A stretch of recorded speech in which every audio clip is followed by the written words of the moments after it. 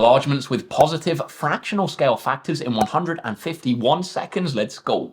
This is a topic which trips a load of students up, guys. If you haven't already, make sure you watch our video on enlargements with positive integer scale factors. It's going to help with this one. So this question asks us to enlarge shape A by scale factor a half about the point -4, -2. It's worth quickly noting that the method is going to be exactly the same as with our integer scale factors. Let's have a look. So first up, we're going to draw on our center of enlargement, -4, -2, writing that on here, -4, -2. Next, we're going to count how we get from our center of enlargement to each of our points, and we're going to multiply that distance by our scale factor. The difference here is that because our scale factor is a fraction, our distance is going to get smaller. Let me show you what I mean. So counting how we get from our center of enlargement to our bottom left hand point here, what are we going to do? Well, we're going to go 1, 2, 3, 4 units to the right and 2 units up. So multiplying that distance by our scale factor of a half is going to go from 4,2 to 2,1. That's because a half of 4 is 2 and a half of 2 is 1. So from 4,2 to 2,1, let's draw on that new point. We're going to go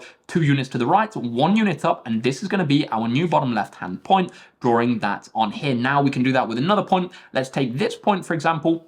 How do we get from our center of enlargement to this point? We go 1, 2, 3, 4 units to the right and 1, 2, 3, 4 units up, multiplying both of those distances by a half. A half of 4 is going to be 2, so it's going to go from 4, 4 to 2, 2. Let's draw that new point on then. So we're going to go 1, 2 units to the right and 1, 2 units up, drawing that on. And now, just like with our integer scale factors, we can use our new points or a couple of our new points to find the rest of our new points. How are we going to do that? Well, we can see that the distance between these 2 points was originally 2 and then it became 1. That's because we enlarged it by a scale factor of half. We made it a half as big. So all of our distances, which were all originally actually 2, apart from these ones over here, which were 4, are going to be half as big. So going from this point to this point, originally it was 2 units right. Now it's going to be half as many. It's going to be 1 unit to the right. So we can draw that new point on here, and we can follow that exact same logic to draw the rest of our points, which are going to be there, there, and there. Final step, joining those points together then. Hopefully we can be a little bit more accurate with this one than our previous few,